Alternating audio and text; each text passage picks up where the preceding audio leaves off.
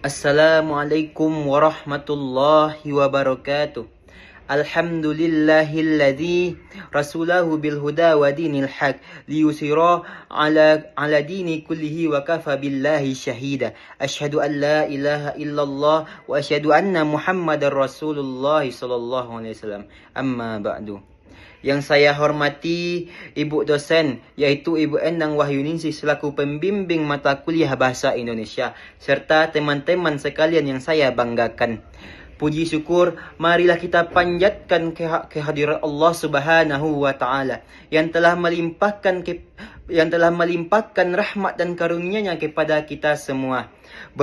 Berkat kesehatan dan kesempatan yang diberikannya, kita dapat berkumpul di tempat ini dalam keadaan baik dan penuh semangat. Salawat serta salam tetap tercurahkan kepada Nabi besar, yakni Nabi Yuna Muhammad sallallahu alaihi wasallam yang telah melakukan perjuangan, yang telah menegakkan kalimat tauhid kepada kita semua.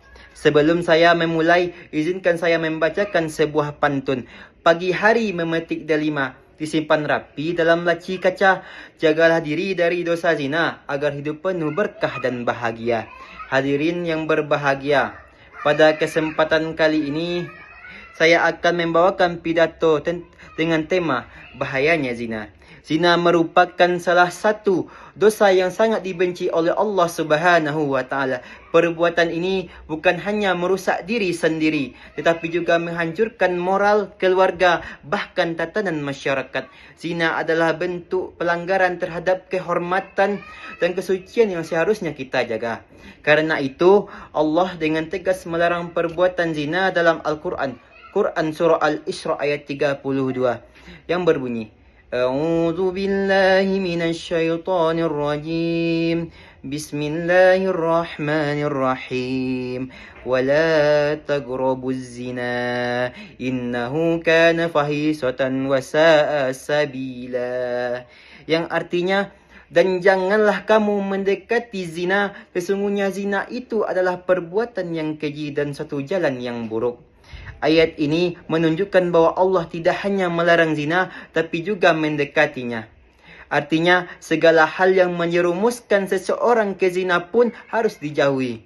Mulai dari pandangan yang dijaga, pergaulan bebas, hingga penggunaan media sosial yang tidak terkendali. Semua itu bisa menjadi pintu dosa besar ini. Teman-teman sekalian, zina tidak hanya berdampak pada hubungan antara manusia dan Allah, tetapi juga membawa akibat buruk di dunia. Banyak kasus sosial yang terjadi akibat zina, kehancuran rumah tangga, anak-anak tanpa identitas yang jelas, hingga penyakit menular yang berbahaya seperti HIV dan AIDS. Selain itu, zina juga merusak kehormatan seseorang dan menodai nama baik keluarga. Dalam sebuah hadis, Rasulullah SAW bersabda yang artinya, tidaklah berzina seorang penzina ketika berzina dalam keadaan beriman. Hadis riwayat Bukhari dan Muslim. Hadis ini mengandung makna yang sangat dalam. Ketika seseorang berbuat zina, imannya sedang hilang dari hatinya. Ia terjerumus ke dalam perbuatan maksiat yang menutupi cahaya keimanannya. Oleh karena itu, menjaga diri dari zina sama artinya dengan menjaga kehormatan dan keimanan. Hadirin yang saya muliakan, pencegahan zina harus dimulai dari diri sendiri. Rasulullah SAW mengajarkan umatnya untuk menundukkan pandangan, menjaga hati, dan menahan nafsu. Allah berfirman dalam surah An-Nur ayat 30-31 yang berbunyi, Bismillahirrahmanirrahim. Qul lil mu'minina yaghuddu min absarihim wa yakhzu furujahum. Yang artinya, katakanlah kepada orang laki-laki yang beriman, hendaklah mereka menahan pandangannya dan memelihara kemaluannya. Ayat yang ke-32 yang berbunyi, Bismillahirrahmanirrahim. Wa qulil mu'minati yaghuddna min absarihinna wa yahfuzna furujahunna. Yang artinya, Dan katakanlah kepada wanita yang beriman, hendaklah mereka menjaga pandangannya dan memelihara kemaluannya.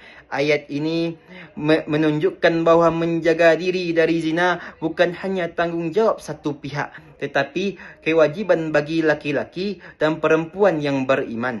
Dalam kehidupan modern saat ini, godaan untuk melakukan maksiat sangatlah besar. Media sosial, tontonan yang tidak pantas dan gaya hidup bebas yang menyerumuskan siapapun bila tidak memiliki benteng iman yang kuat.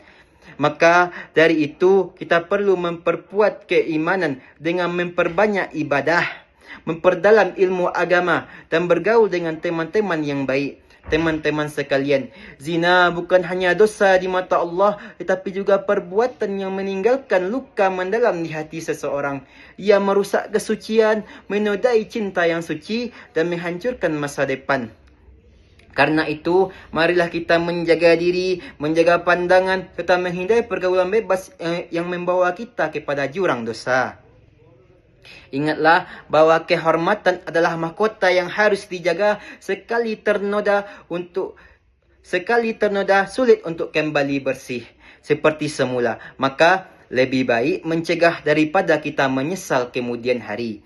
Hadirin yang saya cintai, sebagai penutup, marilah kita bersama-sama meningkatkan keimanan ketakwaan kita kepada Allah Subhanahu wa taala dengan menjauhi segala hal yang mendekati zina. Mari kita isi waktu muda kita dengan hal-hal yang positif, menuntut ilmu, memperbaiki diri dan memperkuat keimanan kita. Semoga Allah selalu melindungi kita dari perbuatan keji dan maksiat. Izinkan saya menutup pidato ini dengan pantun sederhana. Matahari terbit di ufuk timur, cahayanya indah menembus kaca. Jauhi zina sebelum hancur agar hidup selamat dunia akhirat selamanya. Saya akhiri dengan wabillahi taufik wal hidayah. Wassalamualaikum warahmatullahi wabarakatuh.